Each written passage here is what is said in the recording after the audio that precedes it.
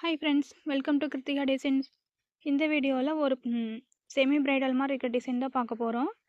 Net எப்படி attach பண்ணுறது, அதுக்கப்புறம் நெட்டு கூட லைனிங் வச்சு எப்படி நம்ம அட்டாச் பண்ணுறது எல்லாமே இந்த வீடியோவில் பார்க்க போகிறோம். கடைசி வரைக்கும் நீங்கள் ஸ்கிப் பண்ணாமல் பாருங்கள்.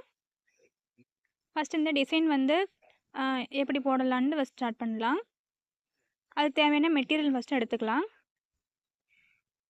இது பார்த்திங்கன்னா கோல்டு கலர் ஜரி இருந்தது. ஸோ நம்ம வந்து எல்லாமே கோல்டு கலர் மெட்டீரியல் வந்து எடுத்துக்கிறோம்.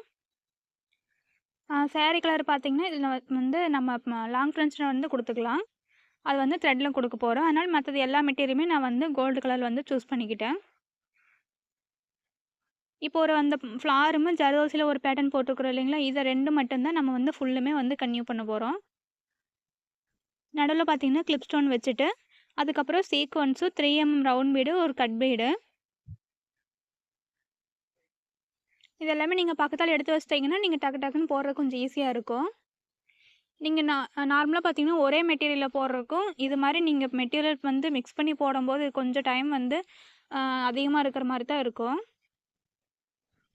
உங்களுக்கு வேணும்னா நீங்கள் வந்து ஒரே மெட்டீரியலையும் இந்த ஃப்ளார் வந்து போட்டுக்கலாம்.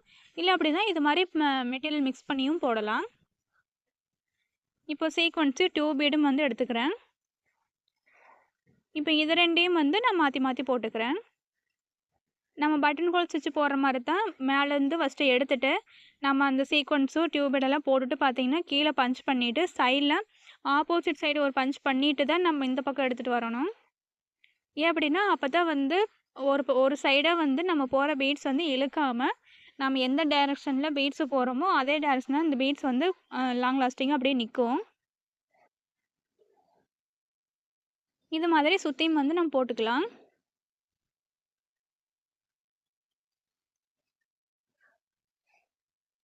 நீங்கள் ஃபுல்லுமே கோல்டு கலர் போட்டாலும் அந்த சாரீ கலரில் நீங்கள் த்ரெட்டு கொடுக்கும்போது வந்து சாரீ கலரும் நல்லா அதிகமாக இருக்கிற மாதிரி தான் தெரியும்.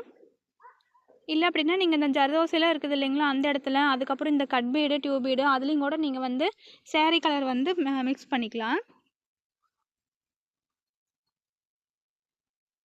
நம்மளுக்கு அந்த நேரத்துக்கு எப்படி மெட்டீரியல் இருக்கோ அதுக்கு ஏற்ற மாதிரி நம்ம டிசைன் வந்து கொஞ்சம் லைட்டாக வந்து சேஞ்ச் பண்ணிக்கலாம். ஏன்னா எந்த டிசைனுக்கு என்ன மெட்டீரியல் சூட் ஆகணும் பார்க்கணும், அந்த கலர் கரெக்டாக நம்மக்கிட்ட இருக்கணும், ஷாப்லேயும் கரெக்டாக அந்த மெட்டீரியல் கிடைக்கணும் நம்மளுக்கு. அதனால் லைட்டாக நம்ம சேஞ்சஸ் கண்டிப்பாக வரும். அதுக்கப்புறம் பார்த்திங்கன்னா நெக்ஸ்ட்டு ஃப்ளார் வந்து சென்டரில் கிளிப் ஸ்டோன் வச்சுட்டு சுற்றியும் பார்த்திங்கன்னா நம்ம ஜர்தோசிலையும் லாங் ஃப்ரெஞ்ச் நட் வந்து கொடுக்க போகிறோம்.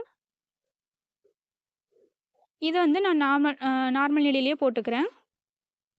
இதை வந்து நீங்கள் ஆரி நீடிலையும் கண்டிப்பாக போடலாம். ஆரி நீடில் போடும்போது பார்த்தீங்கன்னா அந்த லேசி போடுறோம் இல்லைங்களா, அது நான் வந்து வெளியே த்ரெட்டு தெரியாது. ஆனால் சென்டரில் போடும்போது வந்து வெளியே கொஞ்சம் த்ரெட்டு தெரிகிற மாதிரி இருக்கும். இல்லை அப்படின்னா நம்ம நாட் போட்டுட்டு அந்த சென்டரில் இந்த குட்டி ஜர்தோசி இருக்குதுல்ல அது போடுற மாதிரி இருக்கும். அதனால் நான் வந்து நார்மல் நீடிலேயே நான் டக்குன்னு போட்டுடலாம் அப்படின்னு போட்டுக்கிறேன். பெரிய ஜர்தோசியை இது மாதிரி ஒரே இடத்துல பஞ்ச் பண்ணிவிட்டு அதுக்கப்புறம் அதோட சென்டர்லேருந்து சின்ன ஜர்தோசி வந்து எடுத்து அதை லாக் பண்ணுற மாதிரி போட போகிறோம். அதுக்கு முன்னால் அந்த ஜர்தோசியை ஃபஸ்ட்டு கிளாத்தோடு சேர்த்து நம்ம லாக் இருக்கிற மாதிரி பார்த்துக்கலாம். வெறும் த்ரெட்டில் சும்மா லாக் பண்ணிக்கோங்க. இப்போது பெரிய ஜர்தோசியோட லென்த்து பார்த்தீங்கன்னா ஒரு 1/2 இன்ச் எடுத்துக்கோங்க. அதுக்கப்புறம் குட்டி ஜர்தோசியோட லென்த்து பார்த்தீங்கன்னா ஒரு 1/4 இன்ச் எடுத்துக்கோங்க. அதில் வந்து பாதி இருந்தால் போதும். இப்போ இதே மாதிரி சுற்றி நம்ம 4 பக்கம் போட்டுக்கலாம். நீங்கள் ஜர்தோசி பார்த்தீங்கன்னா முதலே கட் பண்ணி வச்சுக்கோங்க. அப்போ தான் வந்து நீங்கள் டிசைன் போடும்போது டக்கு டக்குன்னு போடுற மாதிரி இருக்கும். இல்லைன்னா நீங்கள் டிசைன் போடும்போது இடையில ஜர்தோசி கட் பண்ணிகிட்டு இருந்தீங்கன்னா அதுலேயும் டைம் எடுக்கும். நீங்கள் ஒரு செட்டாக எடுத்துக்கோங்க. அந்த பெரிய ஃப்ளாரும் ஜர்தோசி ஃப்ளாரும் வந்து நீங்கள் ஒரு செட்டாக எடுத்துக்கோங்க. அதுக்கு எவ்வளோ டைம் ஆகுதுன்னு பார்த்துட்டு அதுக்கு அடுத்து ஒவ்வொரு செட்டாக நீங்கள் போடும்போது கொஞ்சம் கொஞ்சம் ஒரு 10 செகண்ட்னாச்சும் நீங்கள் வந்து கம்மி பண்ணிகிட்டே வந்துக்கோங்க டைமிங்கு. அப்போ தான் கொஞ்சம் ப்ளவுஸ் சீக்கிரம் போட முடியும். அவ்வளோதான். இப்போ நம்ம த்ரெட்டில் உங்களுக்கு லாங் ஃப்ரெஞ்ச் நட்டெல்லாம் ஈஸியாக தெரியும் இல்லைங்களா, நம்ம நிறைய வீடியோஸில் பார்த்துட்டோம். அதை கொடுத்து கம்ப்ளீட் பண்ணும்போது இது ஃப்ரண்ட் இப்படி தான் கம்ப்ளீட் பண்ணேன். அதுக்கப்புறம் இது வந்து ஸ்லீவ் பார்ட்டு. ஸ்லீவில் பார்த்தீங்கன்னா இது மாதிரி ஒரு பேட்டர்ன் வந்து கொடுத்துருக்குறேன். நம்ம ட்ரையாங்கிள் பேட்டர்ன் வந்து இப்போ மோஸ்ட்லி எல்லோரும் போடுறாங்க இல்லைங்களா, இந்த பேட்டர்ன் வந்து கொடுத்துருக்குறேன். ஸ்லீவில் வந்து ட்ரா பண்ணிக்கிறேன் முதல்ல. இதே டிசைனும் நம்ம நிறைய டைம் வந்து போட்டிருக்கிறோம். அதில் வந்து பார்த்திங்கன்னா மெஷர்மெண்ட் எல்லாம் எப்படி எடுக்கணும்னு சொல்லிட்டு எல்லாமே டீட்டெயிலாக கொடுத்துருப்பேன். உங்களுக்கு டைம் இருந்தது, உங்களுக்கு வேணும் அப்படின்னா நீங்கள் கண்டிப்பாக செக் பண்ணி பார்க்கலாம். இந்த ட்ரையாங்கிளோட மெஷர்மெண்ட் எல்லாமே அதில் இருக்கும்.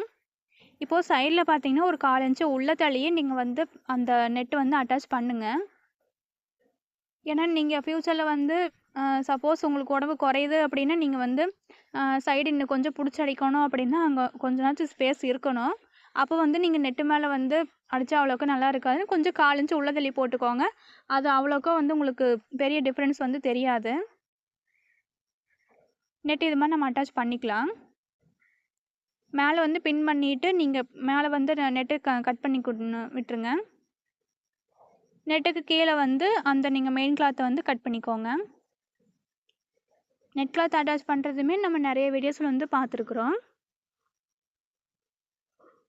சின்ன சின்ன டிசைனாக இருந்தாலும் அது எல்லாமே நான் டீட்டெயிலாக சொல்லியிருப்பேன். உங்களுக்கு வேணும்னா நீங்கள் கண்டிப்பாக நீங்கள் செக் பண்ணி பார்த்துட்டு பிகினரில் நீங்கள் அது மாதிரி ட்ரை பண்ணி பாருங்கள்.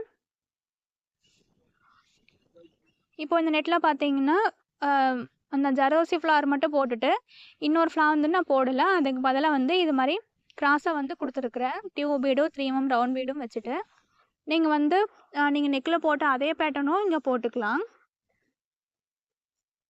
சேம் பேட்டர்னில் போட்டும் நான் ப்ளவுஸ் இதே டிசைன்லேயே நான் போட்டிருக்கிறேன். அதனால் இது கொஞ்சம் லைட்டாக சேஞ்ச் பண்ணிக்கலாம் அப்படின்ட்டு அந்த கையில் இருக்கிற டிசைன் மட்டும் நான் மாற்றிக்கிட்டேன். இதுவும் ஈஸியாக தான் இருந்துச்சு. நீங்கள் அந்த ஃப்ளார் போட்டிருந்தாலும் போட்டுக்கலாம், அதுவும் மேட்சாக தான் இருக்கும். இதுவும் அந்த சேம் மெட்டீரியல் தான் யூஸ் பண்ணுறோம், ஆனால் கொஞ்சம் டிஃப்ரெண்ட்டாக இருக்கட்டும்னு டிசைன் வந்து மாற்றிருந்தேன். உங்களுக்கு கேப் அதிகமாக இருக்கிற மாதிரி இருந்தால் நீங்கள் வந்து உங்களுக்கு புட்டாஸ் வேணும் அப்படின்னு நீங்கள் வச்சுக்கலாம். இதுக்கப்புறம் கீழே பார்த்தீங்கன்னா கீழேயும் ஒரு பார்டர் போட போகிறோம். கட்பீடில் பார்த்தீங்கன்னா 4 கட்பீட் எடுத்துக்கோங்க. நீங்கள் எத்தனை கட்பீட் எடுக்கிறீங்களோ அதே மாதிரி எல்லாமே ட்ரையாங்கிள் கட்டை போட்டிங்கன்னா எல்லாம் சேமாக இருக்கும். கட்பீடுக்கு உள்ளே பார்த்தீங்கன்னா ஃப்ரெஞ்ச் நாட்டும் வெளியே பக்கத்தில் சீக்வன்ஸ் வச்சு ஃப்ரெஞ்ச் நாட்டும் நான் போட்டிருக்கிறேன். ஃபுல்லும் கம்ப்ளீட் பண்ணும்போது இப்படி தான் இருந்துச்சு.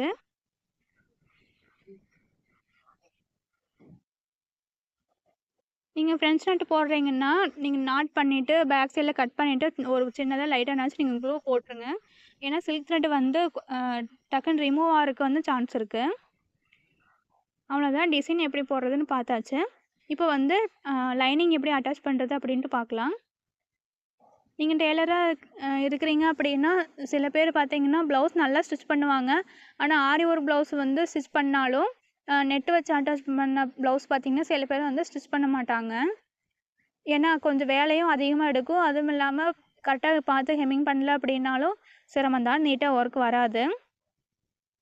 நீங்கள் இந்த மெத்தடில் கண்டிப்பாக ட்ரை பண்ணி பாருங்கள். இது மாதிரி ஃபஸ்ட்டு வந்து மெயின் கிளாத் நீங்கள் ஒர்க் பண்ண கிளாத்துக்கு கீழே வந்து லைனிங் போட்டுட்டு ரெண்டையும் ஃபஸ்ட்டு கீழே ஜாயின் பண்ணிக்கோங்க. இதை நீங்கள் வந்து மேலே டிசைனை வச்சுட்டு அந்த இடத்துல வந்து நீங்கள் மார்க் பண்ணிக்கோங்க. எவ்வளோ தூரம் நம்ம வந்து கேப் அந்த இடத்துல வந்து லைனிங் இல்லாமல் இருக்கும்னு சொல்லிட்டு நீங்கள் மார்க் பண்ணிக்கோங்க. மார்க் பண்ணிவிட்டு லைனிங்க்கு கீழே வந்து நீங்கள் வந்து வேறு ஒரு கிளாத் வந்து வச்சுக்கோங்க. நீங்கள் சேம் கலரும் எடுத்துக்கலாம், இல்லைனாலும் பரவாயில்ல. ஏன்னா அது வந்து உங்களுக்கு வெளியே தெரியாத கலராக இருந்தால் போதும், அவ்வளோதான். இப்போ இந்த இடத்துல வந்து நம்ம அந்த மேலே லைன் போட்டுக்கிறோம் இல்லைங்களா, அந்த இடத்துல வந்து ஸ்டிச் பண்ணிவிட்டு நம்ம வந்து அந்த கிளாத் வந்து உள்பக்கமாக திருப்ப போகிறோம். அப்போ வந்து லைனிங் கிளாத் வந்து ஃபினிஷ் ஆயிரும். நம்ம மெயின் கிளாத்தோடு சேர்த்து வச்சு அட்டாச் பண்ணிக்கலாம்.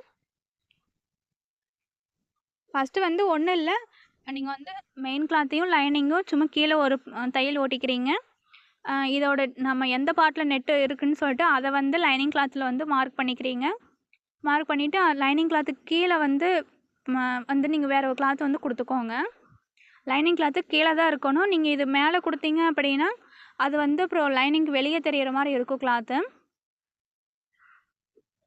இப்போ வந்து அந்த நம்ம எந்த இடத்துல மார்க் பண்ணிக்கணுமோ மார்க்கிங் மேலேயே நீங்கள் வந்து ஸ்டிச் பண்ணிக்கோங்க.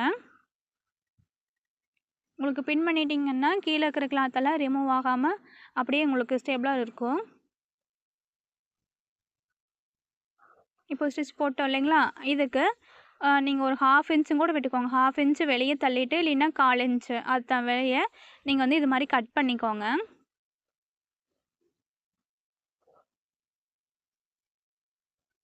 இப்போ கட் பண்ணி எடுத்தாச்சு இல்லைங்களா? இப்போ வந்து என்ன பண்ணலான்னா, அங்கங்கே வந்து சின்ன சின்னதா நாச் குடுத்துக்கோங்க. நாச் அப்படின்னா, அது வந்து ஈஸியா டர்ன் ஆகுறக்கு, நீங்க அந்த எட்ஜஸ்ல அப்புறம் எல்லா பக்கம் வந்து சின்ன சின்னதா கட் பண்ணி விடுங்க அந்த கிளாத்த. அதுக்கப்புறம் அத ரிவர்ஸ் பண்ணிட்டீங்க அப்படின்னா, லைனிங் கிளாத் வந்து நீட்டா ஃபினிஷ் ஆயிரும். உங்களுக்கு நல்லா தெரியும்னு நெனைக்கிறேன். அது அப்படியே உள் பக்கமா வந்து நம்ம கிளாத் எடுத்து விட்டுர்றோம்.